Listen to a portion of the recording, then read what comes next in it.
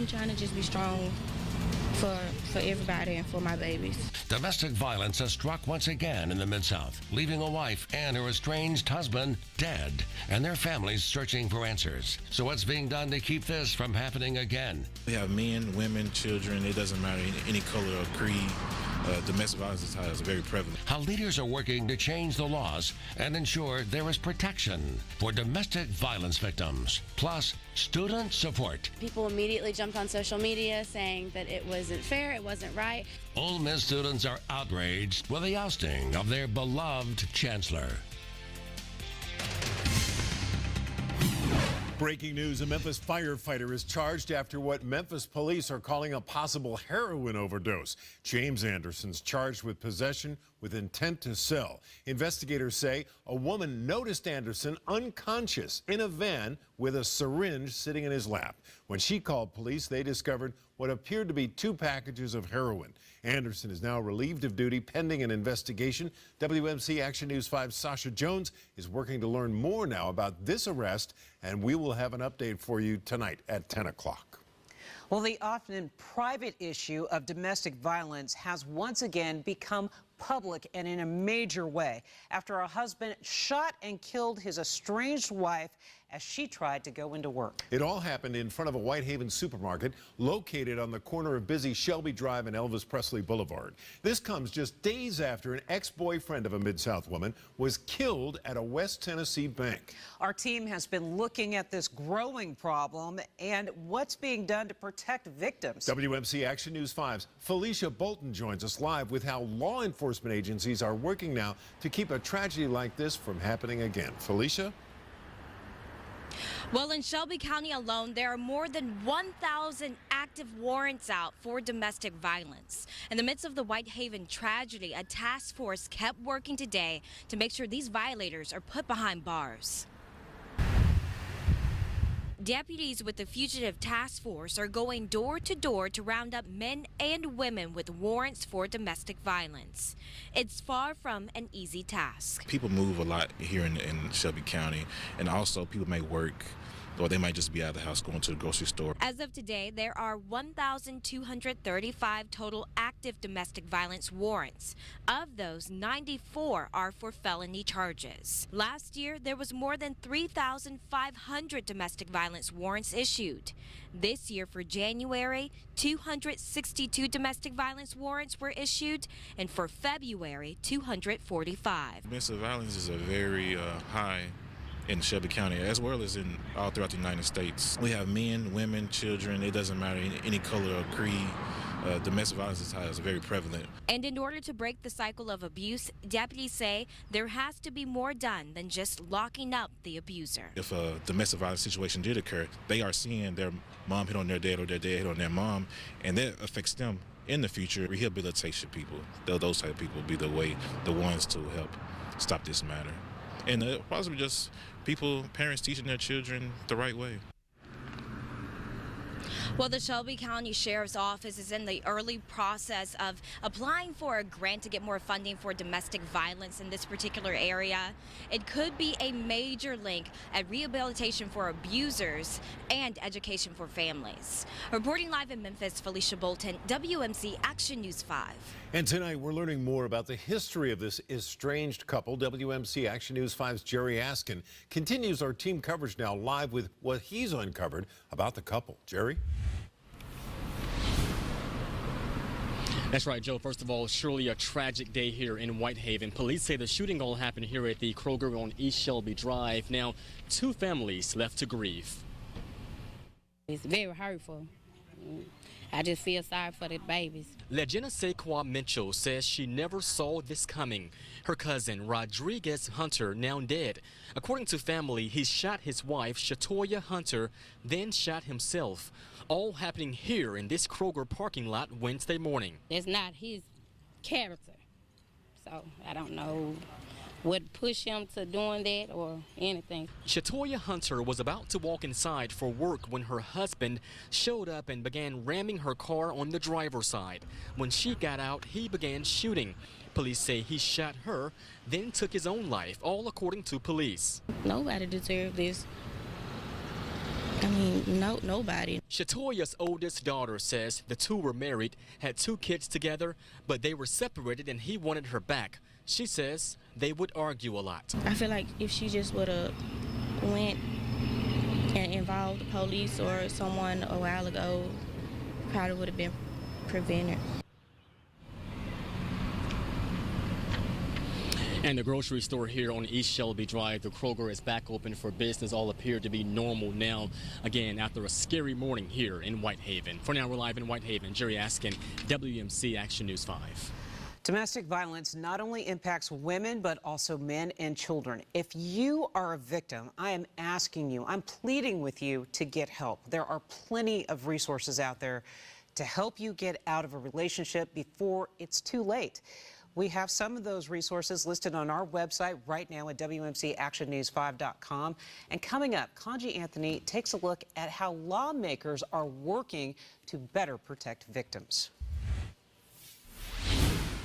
Well, Storm Track Doppler 5 this afternoon shows a beautiful day. Partly sunny skies over much of the area. No precipitation in our area, but look to the west and northwest. Southern Missouri, extreme northwest Illinois, Arkansas rather, and then back through Oklahoma and Kansas. Big thunderstorm, severe thunderstorm watches in effect for many of those areas out there. And you see these little flashing rectangles here. Those are warnings. The yellow ones, severe thunderstorm warnings. The red ones, tornado warnings. A couple of those. There have been a couple of active out around Tulsa, and some indication there's been at least 1 tornado on the ground in that general area. Where are these things headed? Well, most of this is going to head right on into Missouri, not headed our way, but later tonight we will get a chance, but with some improving situation as far as the thunderstorms go. I'll explain all about it when I'm back in a few minutes with my complete look at weather. Happening now, several Ole Miss students are standing in solidarity tonight with their chancellor, Dr. Dan Jones, after a state board ousted Jones following questions about how money was being spent. But now there are talks Chancellor Jones could be reinstated. WMC Action News 5's Michael Clark has a look now at this story happening at the... Yeah, the protest area actually looked more like a football game atmosphere. Thousands came to demand that Chancellor Dan Jones remain at Ole Miss despite a state college board's vote not to renew his contract. We stand for Cam. An army of Ole Miss faithful. These are men. We won't let this decision stand.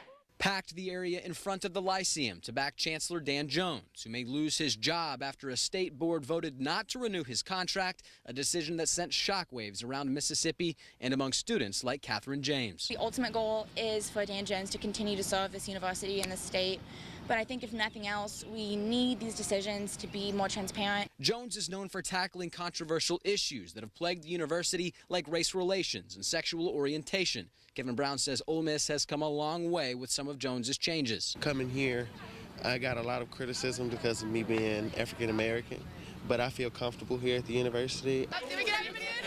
Students took selfies with their signs and messages to share on social media. Thousands showed up Wednesday after organizers used Facebook for Dan Jones, please come, and word of mouth to advertise. People immediately jumped on social media saying that it wasn't fair, it wasn't right. The state board cited management problems at the University Medical Center as the reason not to keep Jones, but hospital leaders have disputed the claims. Now, rumors are buzzing on social media about the board possibly reconsidering its decision. A spokesperson could only tell us late tonight that right now there are no scheduled meetings that could change. We'll let you know what happens on the Ole Miss campus. Michael Clark, WMC Action News 5. As the Mid-South copes with its second deadly domestic violence case this week, you may be wondering why there aren't stronger laws to protect these victims. WMC Action News 5's Conji Anthony takes a look at what lawmakers are doing to prevent these tragedies. Local lawmakers are floating 4 companion bills in the Tennessee House and Senate, but they hinge on victims reporting they've been abused. Monday, a domestic murder-suicide outside a Jackson, Tennessee bank where the woman worked. 2 days later, a supermarket employee killed by her estranged husband outside her job in Whitehaven. Without getting into fault and all of that, there's suffering on both sides of this. As Mayor A.C. Wharton sends prayers to both families, he has concerns. We're not getting enough people who will pull themselves or attempt to pull themselves out of these dangerous situations, and we understand that it takes counseling. The supermarket victim seen in a photo with her estranged husband Monday. The Tennessee Coalition of Domestic Abuse reports 70% of domestic abuse incidents go unreported, and 65% of victims stay in abusive homes. We urge, anytime anyone feels that he or she is in potential harm because of a domestic relationship, reach out. Local lawmakers are pushing bills from directing domestic assault fines to pay for GPS monitoring devices on abuse and stalking defendants to requiring one domestic violence awareness education program per year for middle and high school students. Many say restraining orders can't stop these deadly scenes. If you're abused, watching this report right now, you can start with counseling without recourse. We cannot put police officers in every car, in every workplace, and in every bedroom.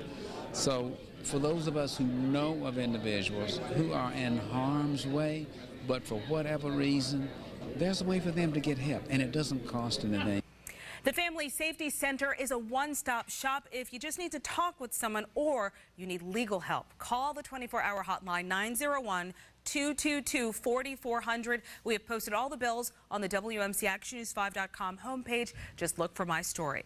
From the studio, Kanji Anthony, WMC Action News 5.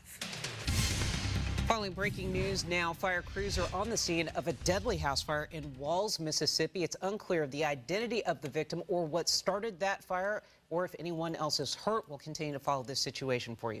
Former Tennessee Congressman Harold Ford Jr. has received many titles over the course of his lifetime, but he says the best title he enjoys is being called husband and dad. Ford was in town, keynote speaker at the annual Bobby Donovan Public Servant Awards ceremony today at the U of M. He shared with us how much he enjoys being a dad to 2-year-old Georgia and the chance he had today to come back home.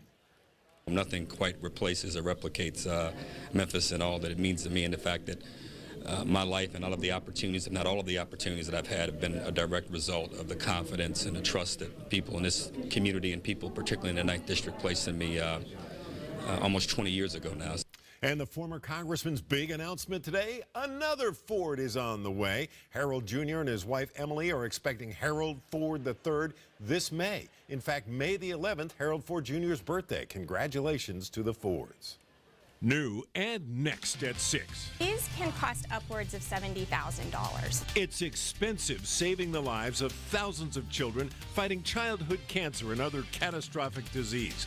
How you can ensure the good work of St. Jude Children's Research Hospital continues at no cost to the families. Plus, thunderstorms to the west of us. I'll show you where they're headed.